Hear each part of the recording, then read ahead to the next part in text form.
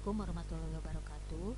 Pada video pembelajaran kali ini saya akan menjelaskan tentang JavaScript, di mana JavaScript itu adalah bahasa pemrograman yang bersifat client-side scripting. Nah, sebelumnya saya akan jelaskan dulu apa itu client dan server. Nah, di sini client itu adalah yang bertugas mengakses informasi yang disediakan oleh server. Sedangkan server yaitu yang menyediakan layanan untuk klien. Cara kerja client-side scripting bisa kita lihat di gambar sebelah kiri ini, bahwa pengolahan datanya itu hanya dilakukan di sisi pengguna atau di sisi klien melalui sebuah web browser. Nah, prosesnya sendiri yaitu ketika pengunjung atau dimulai dengan pengunjung mengklik salah satu link dari halaman web, kemudian browser akan membaca perintah pengunjung tersebut dan untuk memanggil halaman web yang dituju. Setelah itu browser akan mengalihkan ke halaman yang dituju oleh pengunjung web, dan di halaman browser tersebut akan muncul halaman web yang memang diklik oleh user. Baiklah, sekarang kita lanjutkan ya. Coba perhatikan gambar berikut ini. Nah, ini adalah sebuah form validasi. Nah, ini akan kita buat menggunakan JavaScript. JavaScript itu apa sih? JavaScript adalah bahasa pemrograman yang digunakan untuk membuat interaksi dan menambah fitur dinamis ke dalam halaman web. Contohnya seperti tadi, ada validasi. Ketika kita akan menghapus, ada pertanyaan atau sebuah halaman dialog, apakah data ini akan dihapus? Nah, itu dibuat menggunakan JavaScript. Artinya, seorang programmer itu harus menguasai 3 teknologi penting untuk menunjang hasil web yang bagus ya. Ada HTML untuk konten, kemudian CSS untuk presentationnya, dan JavaScript sendiri untuk interaksinya.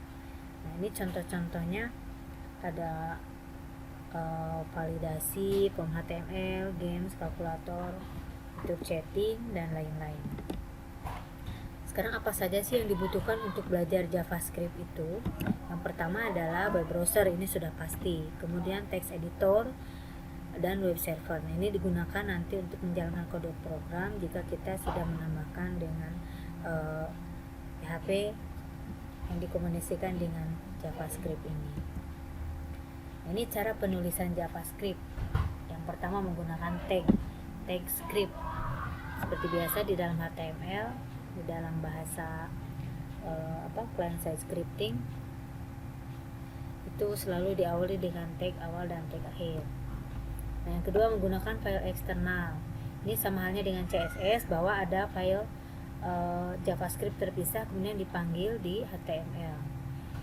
Yang ketiga melalui event tertentu dengan menggunakan tag event handler, kemudian di situ dimasukkan kode JavaScript. Sekarang aturan penulisan JavaScript. Di dalam struktur utamanya yaitu diawali dengan sebuah tag script. Nah, kemudian JavaScript tersebut bersifat case sensitive, artinya huruf besar dan huruf kecil itu diperhitungkan. Dan dalam setiap instruksi JavaScript itu diakhiri dengan karakter titik koma. Artinya kalau misalnya belum ada titik koma, itu dianggap instruksinya belum tuntas. Nah, di dalam JavaScript juga ada komentar ya. Nah, ini untuk komentar yang menggunakan tanda garis miring 2, itu artinya komentar untuk satu baris perintah. Kalau misalnya menggunakan tanda garis miring dan bintang, nah ini berupa komentar satu blok. Jadi nanti kalau belum ada tanda untuk mengakhirinya, yaitu menggunakan garis miring, itu dianggap masih sebuah komentar. Selanjutnya ada properti. Nah, ini properti ini merupakan sebuah atribut dari objek ya. Contohnya di sini ada window default status berisi selamat belajar JavaScript. Nah, ini Windows default status ini adalah nama objek dan nama properti.